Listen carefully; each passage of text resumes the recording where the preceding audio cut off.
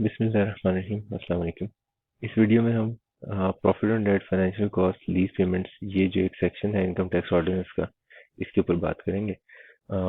ये बिजनेस के head of income में है और दिस इज सेक्शन 28। सेक्शन 28 ने कुछ आइटम्स बताए हैं जिनको आप एक्सपेंस आउट कर सकते हैं। वो आइटम्स कौन कौन से हैं? Number one, profit on debt on a loan utilise for business purposes.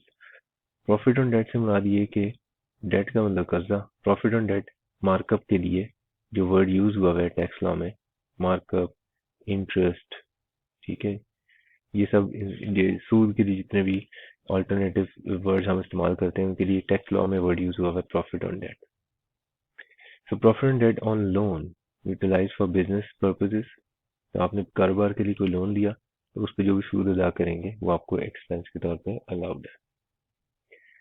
Paid by bank on deposit accounts, या फिर आपके अगर आप कोई बैंक हो, लेट्स से अगर आप कोई फाइनेंशियल इंस्टीट्यूशन हो, तो बैंक बेसिकली उसका बिजनेस होता क्या है कि वो डिपॉजिटर डिपॉजिटर उसके पास अकाउंट ओपन करवाता है, अकाउंट ओपन करवाएगा, तो आप अपने पैसे लेकर जाएंगे, अकाउंट ओपन करवाएंगे और उनके पास एक्स अमाउंट रखवा देंगे। अब बैंक ने क्या करना है? बैंक ने आगे जो लोन है वो देना है, राइट। यहाँ से जो रिटर्न आता है वो मार्कअप इनकम बनती है, और यहाँ पे तो पैसे देने पड़ेंगे। जो मार्कअप आप पे करते हैं वो बैंक के लिए एक्सपेंस होता है, ठीक है। सो दोनों का नाम टैक्स लॉ में, इस मार्कअप का नाम भी और इस मार्कअप का नाम भी क्या है? Profit on debt. So profit on debt आपका इनफ्लो भी हो सकता है, आउटफ्लो भी हो सकता है। हम यहाँ पे कौन से वाले प्रॉफिट ऑन डेट की बात करें इस सेक्शन 28 में? इसकी कि बैंक ने अगर क्या किया, paid by bank on deposit accounts, तो ये भी उसको एक्सपेंस के तौर पे अलाउड है। या फिर आपने लोन लिया था, यानी अब ये जो पहले पॉइंट में जो बात हुई थी वो किसकी हुई थी? वो बात ये हुई थी कि ये जो लोन लिया है, let's say x Y ji limited ने लिया है, तो ये बैंक के लिए तो इनकम था मार्कअप, लेकिन यही मार्कअप इसके लिए क्या था? एक्सपेंस था। तो जिसने लोन लिया और उसको बिजनेस में यूज किया, उस पर जो मार्कअप पे करेगा वो एक्सपेंस है उसका, और बैंक के लिए वो एक्सपेंस है जो बैंक ने डिपॉजिटर को प्रॉफिट ऑन डेट पे किया। Financial cost by originator on securitisation of receivables in respect of special purpose vehicle. तो इसके लिए पहले हमें एक बिजनेस सिनेरियो अंडरस्टैंड करना पड़ेगा, फिर उसके बाद ये टर्म्स हमें समझ आएंगे। सो बिजनेस सिनेरियो ये है, we will start our example with a bank, और इस बैंक के कुछ एसेट्स भी हैं और बैंक की कुछ लायबिलिटीज भी है। बैंक जो लोन देता है वो बैंक का एसेट होता है और उसको एडवांसेस कहा जाता है, और बैंक के पास जो आप पैसा रखाते हैं वो बैंक की लायबिलिटी होता है और उसको डिपॉजिट्स कहा जाता है ना। ये जो एडवांसेस हैं, ये इसमें आपको बैंक के बिजनेस के केस में आपको एक चीज पता होना चाहिए कि फर्ज करें कि अगर आपने 100 रुपए का लोन लिया है और उसके ऊपर 10% मार्कअप है, तो पहले साल में आपको जो इनकम आएगी वो आएगी 10 रुपए। लेकिन अगर यही कस्टमर डिफॉल्ट कर जाता है तो दूसरे साल में आप 100 पर भी मार्कअप चार्ज करेंगे, और 10 जो आउटस्टैंडिंग मार्कअप था, क्योंकि इसने मार्कअप अदा ही नहीं किया, किसने ही पे की, तो आप 110 पे, यानी अगले साल इनकम 11 रुपए आएगी। जो सूद की इनकम है वो कंपाउंडिंग के प्रिंसिपल्स पे चल रही होती है। इसी तरह अगर ये मजीद डिफॉल्ट कर जाता है कस्टमर, तो फिर क्या होगा कि एक 100 रुपया प्रिंसिपल आउटस्टैंडिंग था, 10 रुपए पहले साल का मार्कअप, 11 रुपए दूसरे साल का मार्कअप, तो ये 121 बनेगा, जिस पे 10% आप कैलकुलेट करेंगे तो ये कर रुपीज आ जाएगा। तो अब ये जो फिनोमिना ये है कि बैंक का जो इनकम है, जो मार्कअप इनकम है, मार्कअप इनकम मार्कअप इनकम अगर आप डिफॉल्ट कर रहे हैं तो ये बढ़ता है। लेकिन क्या बैंक के पास कैश आता है? नहीं, बैंक के पास कैश नहीं आता। कैश की कमी को बोलते हैं लिक्विडिटी प्रॉब्लम, और ये ज्यादा बड़ा प्रॉब्लम है। प्रॉफिटेबिलिटी की कमी होना इतना बड़ा प्रॉब्लम नहीं है जितना बड़ा प्रॉब्लम लिक्विडिटी प्रॉब्लम है, कि आपके पास कैश होना चाहिए जिससे आप अपने एक्सपेंसेस मीट कर सकें। इसी के कंट्रास्ट में अगर बैंक का कोई ऐसा कस्टमर हो जो टाइम पे इंस्टॉलमेंट दे देता हो, तो फिर मार्कअप की इनकम भी रिड्यूस होगी, उस हिसाब से इस लेवल पे नहीं बढ़ेगी, और बैंक को लिक्विडिटी प्रॉब्लम्स भी नहीं आएंगे ना। ये जो अब बैंक ने 100 रुपए का लोन दिया हुआ है, ये जिसको दिया गया है क्या वो डिफॉल्टर है या वो गुड कस्टमर है?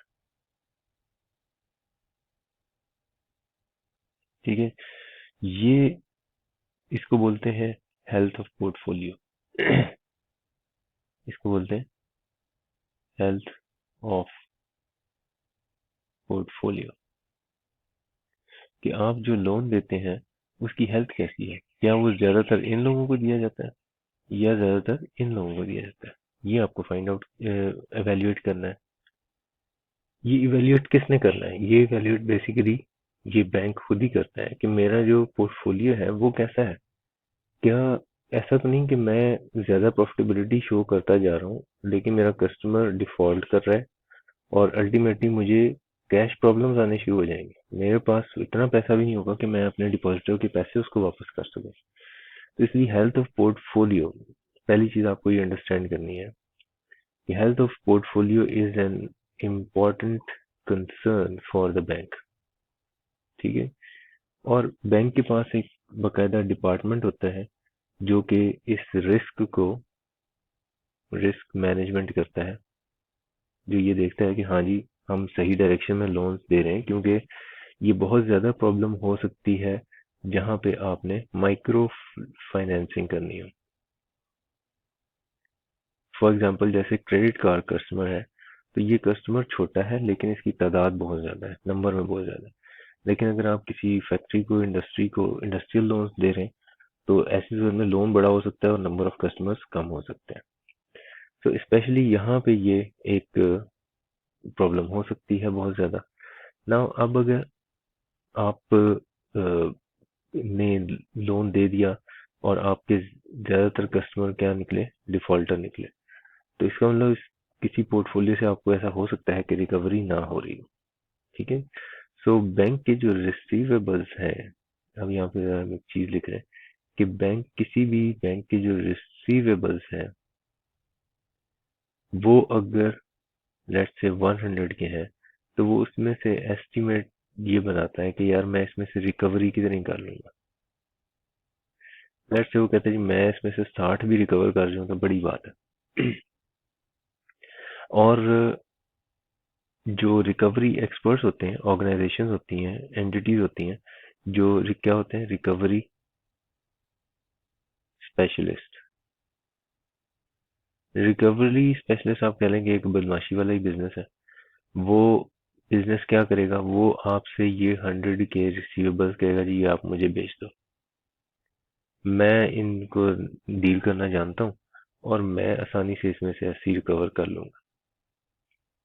ठीक है, अब अगर ये बंदा, ये रिकवरी स्पेशलिस्ट, ये कोई और बिजनेस है जिसका काम ही लोगों से पैसे निकलवाना है, तो ये सबसे पहले आपके इन रिसीवेबल्स की लीगल इवेल्युएशन करेगा कि आपने जिस एग्रीमेंट के ऊपर अपने कस्टमर से साइन कराया था, किसने? इस बैंक ने जिस अपने कस्टमर से जिस एग्रीमेंट पे साइन कराया था वो कितना लीगली एनफोर्सेबल है और उनसे रिकवरी की जा सकती है। उसके बाद वो ये अंदाजा बनाएगा कि हाँ जी हम 80 तो बड़ी आसानी से रिकवर कर जाएंगे यहाँ। ना अब अगर ये जो बैंक है, लेट्स नेम देम कि ये ए बैंक है और ये बी जो है रिकवरी एक्सपर्ट है, तो ए और बी के दरमियान एक डील होने जा रही है। ठीक है, ए और बी के दरमियान एक डील होने जा रही है, और वो डील ये होने जा रही है कि इसके पास एक 100 रुपए की चीज है जिसकी वर्थ ये समझता है कि 60 से ज्यादा मेरे लिए नहीं है, और बी ये समझता है कि इसके पास एक ऐसा एसेट है जो अगर मेरे पास आ जाए तो मैं 80 कमा सकता हूँ इसमें से।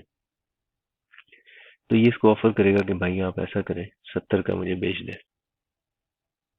सो ये प्राइस कोट करेगा अपनी, ये बताएगा इसको कि मैं 70 में आपके ये 100 के रिसीवर्स बाय कर लेता हूँ। बी को इसमें बेनिफिट क्या नजर आ रहा है? इसको नजर ये आ रहा है कि मैं 70 में बाय करूंगा, 80 में रिकवर कर लूंगा, तो बड़ी आसानी से मेरा ये फायदा है। और इसको क्या नजर आ रहा है? इसको नजर ये आ रहा है कि भाई 60 तो मैं बहुत मार के अपनी पूरा जोर लगा के रिकवर कर सकता हूँ, 70 मिल रहे हैं, बेच देते हैं इसको। तो इसको भी 10 का तो डेफिनेटली बेनिफिट दिखाई दे रहा है, ऑल दो इसकी रिकवरी 70 हो रही है यहाँ पे। 100 में से 70 तो रिकवर हो रहे हैं इसको, ठीक है। नाउ दोनों के लिए बिजनेस सेंस मौजूद है, ए के लिए भी और बी के लिए भी। So they will end up in a deal, और लेट्स से वो कहते हैं कि ये 70 में डील कर लेते हैं। अब मैं आपको बेसिकली यहाँ से जो चीज आपने समझनी है वो ये कि जो रिसीवेबल्स हैं वो सेल किए जा सकते हैं। किसी भी एंटिटी के receivables can be sold, receivables बेचे जा सकते हैं। जो सेलर है उसके जितने भी रिसीवेबल्स हैं वो उससे डेफिनेटली कुछ कम प्राइस पे ही बिकेंगे। और जो बायर है यानी कि जो इन रिसीवेबल्स का बायर है, इन रिसीवेबल्स का सेलर और इन रिसीवेबल्स का बायर। जैसे यहाँ पे कौन था बायर? बी, और सेलर कौन था? ए। तो इनके दरमियान ये जो डील होती है, ये इस ट्रांजैक्शन के अंदर दोनों के लिए कोई ना कोई फायदा होता है, डिपेंड्स ऑन की सिचुएशन और सर्कमस्टांसेस के हैं। नाउ अब ये जो काम है, ये जो काम बी ने करना था, अगर यही ए बैंक कहे कि यार ऐसा करता हूँ, मैं अपनी एक कंपनी बना लेता हूँ बी लिमिटेड, और ऐसा करता हूँ कि अपने इन 100 के रिसीवेबल्स इसको बेच देता हूँ। और कितने के बेच देता हूँ? 70 के। नाउ प्रॉब्लम ये है इसमें यहाँ तक कि यहाँ तक तो बात ठीक है कि आप अपनी ही कंपनी बना लें और ये 100 के रिसीवेबल इसको दे दें। प्रॉब्लम बेसिकली ये है प्रॉब्लम बेसिकली ये है कि ये कहाँ से आएंगे, ये 70 कहाँ से आएंगे? क्योंकि अगर ये 70 ए बैंक के पास थे तो फिर कंपनी बनाने की क्या जरूरत थी अलग? तो अब ये क्या करेगा, ये एक कंपनी बनाएगा बी लिमिटेड, और इसका प्रोस्पेक्टस लॉन्च करेगा और जनरल पब्लिक को बताएगा कि सुनो भाइयों, सुनो हमारी बात सुनो, हम एक 70 का एसेट खरीदेंगे जिससे हम 80 रिकवर करेंगे, और हमें इसमें कितने का फायदा मिलेगा? 10 का फायदा मिलेगा। वो 10 का फायदा मैं आपको दूंगा, तो आप मुझे 70 रुपए दें। बेसिकली ये बी लिमिटेड जो जनरल पब्लिक को डील दे रहा है, बी लिमिटेड और जनरल पब्लिक के दरमियान डील ये हो रही है कि जनरल पब्लिक इसको 70 देगा और बी इसके रिटर्न में इनको 80 देगा। तो दे विल से कि हाँ ठीक है, प्रॉफिट नजर आ रहा है, कर लेते हैं। So funds will flow from the shareholders of B limited, इनके सारे पैसे ये शेयर होल्डर अपने पैसे देगा, 70 इसके पास आएंगे, 70 इसको दिए जाएंगे, ये 100 का रिसीवेबल इधर ट्रांसफर करेगा, इससे 80 रिकवर होगा, फिर वो डिस्ट्रीब्यूट होगा। सो अभी हम अकाउंटिंग और ट्रायल बैलेंस की दुनिया में नहीं जा रहे कि इनकी ट्रांजैक्शंस की रिकॉर्डिंग किस तरह से होती है। अभी हम सिर्फ ये समझ रहे हैं कि बिजनेस क्या हो रहा है। तो अब हमने मजीद रिफाइन कर लिया कि अब ए बैंक ऐसा नहीं करेगा कि अपने 100 के रिसीवर्स किसी थर्ड पार्टी को दे, बल्कि बी लिमिटेड एक अपनी ही कंपनी बनाएगा और ये 100 के रिसीवर्स उसको देगा। नाउ ये जो बी लिमिटेड है, इसका ये it has only one purpose of existence, it has only one purpose of existence, और वो क्या है कि ये रिकवरी करे। 80 रुपए जब रिकवर हो जाए तो फिर इस कंपनी को क्या कर दिया जाएगा? लिक्विडेट, खत्म, टाटा बाय बाय, फिनिश। सो ये कंपनी बनी ही सिर्फ एक पर्पस के लिए है, वन पर्पस। अगर ये कंपनी इसलिए बनी होती कि ये रिकवरी का बिजनेस शुरू कर देती, जैसे अभी हमने यहाँ पे बात की थी कि ये रिकवरी स्पेशलिस्ट होता कोई, अगर ये काम शुरू कर देती लोगों के, तो फिर हम इसको कहते हैं कि इसका वन पर्पज नहीं है, बल्कि ये तो अब एग्जिस्ट करेगी और अपना एक बिजनेस चलाएगी, लेकिन इसका एक ही पर्पज है कि ये इसी एक एसेट की रिकवरी करेगी, ये जो पोर्टफोलियो है इसकी रिकवरी करेगी और उसके बाद लिक्विडेट हो जाएगी ना। ये जो आपने ए ए बैंक जो है, इसने ये जो अपनी कंपनी बनाई, जब आप सिर्फ किसी एक पर्पज के लिए कंपनी बनाते हैं, हम जरा टर्म्स के ऊपर आने लगे, ये जो सिर्फ एक पर्पज के लिए आपने बी लिमिटेड बनाया, इसको बोलते हैं स्पेशल पर्पज व्हीकल, एसपीवी। तो एसपीवी उस कंपनी को बोलते हैं, वो कंपनी भी हो सकती है, वो पार्टनरशिप भी हो सकता है, एक आर्टिफिशियल पर्सन है जो किसी एक पर्पस, इंपॉर्टेंट क्या है कि ये किसी एक पर्पस, स्पेशल पर्पस को अचीव करने के लिए बनाया गया है, उसके बाद इसने खत्म हो जाना है, वाइंड अप हो जाना है, लिक्विडेट हो जाना है। लिक्विडेट कंपनी के लिए चले, वाइंड अप का ज्यादा अच्छा वर्ड है, ठीक है। सो स्पेशल पर्पस व्हीकल है। नाउ ये जो बी ए बैंक ने जो स्कीम सोची थी कि मैं अपना रिसीवेबल इसको दूंगा, ये उसके अगेंस्ट पब्लिक को शेयर इशू करेगा और फिर उससे कुछ पैसे मेरे पास भी आ जाएंगे। ये जो काम इसने किया ए बैंक ने, इसको बोलते हैं सिक्योरिटाइजेशन। सिक्योरिटाइजेशन, ठीक है, कि आपने अपने किसी एसेट के अगेंस्ट कोई सिक्योरिटी इशू कर दी। और यहाँ पे अब अगर आप देखो एक चीज, जो आखिरी इंपॉर्टेंट चीज, वो ये कि ये 100 का एसेट था, एडवांसेस 100 के थे, आपने कितने में दे दिए थे, 70 में, तो कुछ लॉस हुआ था अकाउंटिंग के हिसाब से, बिल्कुल लॉस हुआ है। कितना, 30 का लॉस तो हुआ है, ठीक है। सो ये 30 का लॉस क्या टैक्स पर्पसेस के लिए एक्सपेंस हो सकता है या नहीं, ये सवाल है। और इस सवाल का जो आंसर है वो इस सेंटेंस में है कि फाइनेंशियल कॉस्ट। फाइनेंशियल कॉस्ट क्या है, अब मैं यहाँ पे वो टर्म्स को डिफाइन करते जाता हूँ साथ साथ। फाइनेंशियल कॉस्ट क्या है यहाँ पे, फाइनेंशियल कॉस्ट, फाइनेंशियल कॉस्ट है ये 30, ये 30 का जो आपका कॉस्ट है, इसी की बात हो रही है कि इसका एक्सपेंस बनाना ही है। बाय ओरिजिनेटर, ओरिजिनेटर ये है जिसने एक्चुअली लोन रिसीवेबल ओरिजिनेट किया था। On securitisation of receivables, securitisation करने जा रहा है किस चीज की, अपने रिसीवेबल्स की, इन respect of special purpose vehicle. और वो कैसे कर रहे हैं, ये स्पेशल पर्पस व्हीकल बना के, ठीक है। तो लिखा हुआ है कि following shall be allowed as expense, तो इसका मतलब क्या हुआ, इस सेंटेंस का मीनिंग ये है कि ये जो 30 है फाइनेंशियल कॉस्ट, ये आपको टैक्स एक्सपेंस बनाने की इजाजत है।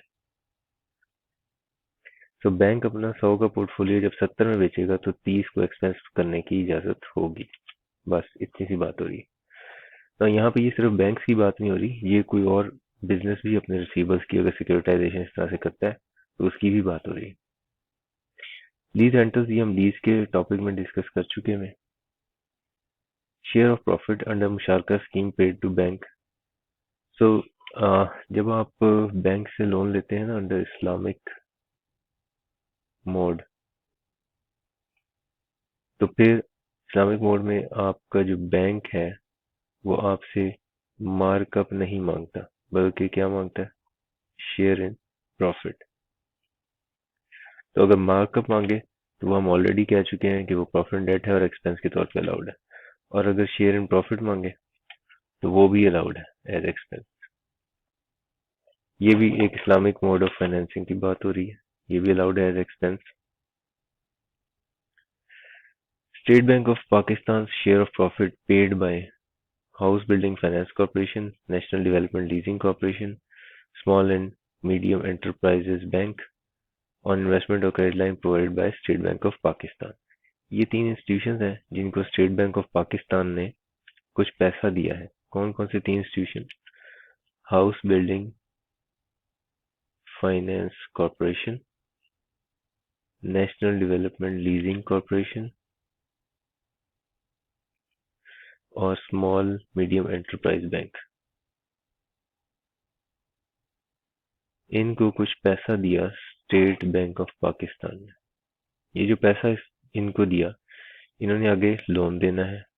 ज़ाहिर है इसने अपने अपने ये घर बनाने के लिए लोन देगा लोगों को, ये बिजनेस के लिए देगा, ये जो भी इनके मकासद हैं उसके लिए लोन देगा।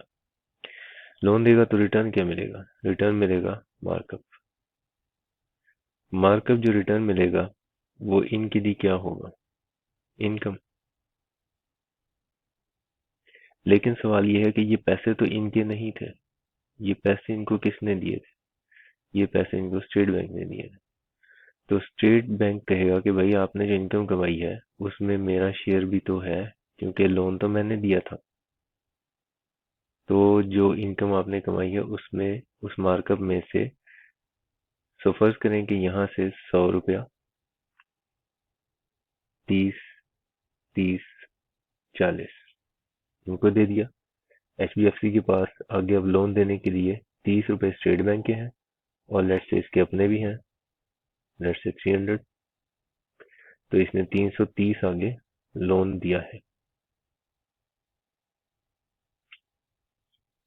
मार्कअप फर्ज कर लेते हैं 10% आना है। तो 330 के ऊपर मार्कअप कितना बनेगा? 33। ये 33 इनकम है किसकी? HBFC की। लेकिन HBFC ने 30 का लोन, 30 रुपए इसको स्टेट बैंक ने दिए हुए। तो 30 के ऊपर 10% से जो मार्कअप बनता है वो कितना बनता है? 3। तो वो 3 इसने इस इनकम में से क्या करना है? एक्सपेंस आउट करना है, क्योंकि वो इसके नहीं है।